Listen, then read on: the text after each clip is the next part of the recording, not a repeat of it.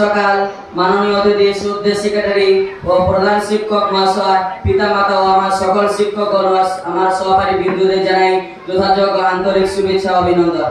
আমার নাম মিনাজুল আবেদিন, আমি মাদ্রাসা সিরাজুল উলুম আনাউনের ছাত্র। আমি আজকে আপনাদের সম্মুখে আজ একটি দেশাত্মবোধক বাংলা বক্তৃতা স্থাপন করব। মুক্তির মন্দির সপান তলে কত প্রাণ হলো বলিদান, লেখা আছে ও সুজলে। বাস্তবে তাই শত প্রাণে আত্মবলিদানে আমার জন্মভূমি ভারত স্বাধীন হয়েছে 1947 সালের 15ই আগস্ট। এই 15 আগস্ট দিনটিকে আমাদের দেশের স্বাধীনতা দিবস হিসেবে পালন করা হয়। এই দিনটি ভারতবর্ষের ইতিহাসে এক গৌরবময় দিন। দীর্ঘ 200 বছরের পরাধীনতা অন্ধকারের জাল ছিঁড়ে স্বাধীনতা অর্জন করেছিল। তাই আজ আমরা ওই অমৃত মহোৎসব অনুষ্ঠানে সমবেত হয়েছি। আজকের এই পূর্ণতম লগ্নে প্রথমত শতকোটি শ্রদ্ধা জানাই স্বর্গত মৃত্যুঞ্জয় বীর শহীদদের, শ্রদ্ধা জানাই সমবেত শিক্ষক ও সভ্যবিন্দু গুরুজনদের, আমার বন্ধুদের জানাই স্বাধীনতা দিবসের শুভেচ্ছা। সকলের সামনে এই বিশেষ পবিত্র দিনে আমাকে কিছু বলার সুযোগ করে দেওয়ার জন্য ধন্যবাদ। কিছু বলতে গিয়ে মনে পড়ে যায় যে পরাধীনতা ভারতের কি অসহায়নীয় গ্লানি ও অপমানের ইতিহাস। এককালে যে ভারতবর্ষ সারা বিশ্বের কাছে সভ্যতা সংস্কৃত পাকিস্তান ছিল, সেই ভারতবর্ষের সাম্রাজ্যবাদী ব্রিটিশ শক্তিরা পরাধীনতার কলঙ্ক লেপন করেছিল।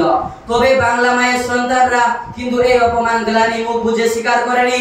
তারা জীবন পণ করে ঝাঁপিয়ে পড়েছিল স্বাধীনতার মরণ যুদ্ধে, ছিনিয়ে এনেছিল স্বাধীনতা। আজকের দিনে স্মরণ করব মেদিনীপুরের বীর বিপ্লবী মৌলানা আবুল কালাম আজাদ, মৌলানা আশফাকুল্লাহ খান, হাকিম আজমাল খান, সরফরাজ বারকাতুল্লাহ, ক্ষুদিরাম বসু, নেতাজি সুভাষচন্দ্র বসু, জাতির জনক গান্ধীজি, মাস্টারদা ভগৎ সিং, বিনয় বাদল, দীনেশ দেশবন্ধু, চিত্তরঞ্জন দাস, যতীন দাস, মতিলাল নেহরু, জওয়াহরলাল নেহরু, ভারত মাতার বীর শহীদদের।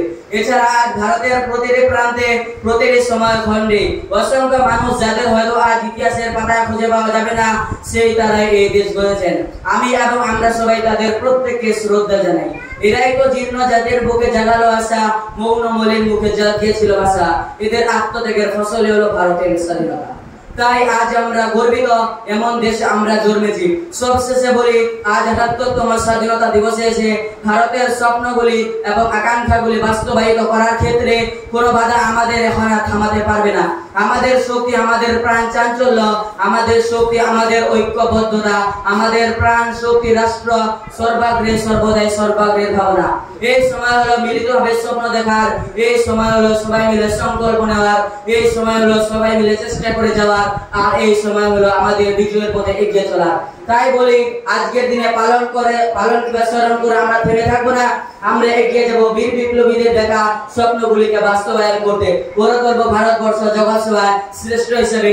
জয় হিন্দ, জয় ভারত। Thank you. আসসালামু আলাইকুম ওয়া রাহমাতুল্লাহি ওয়া বারাকাতুহু।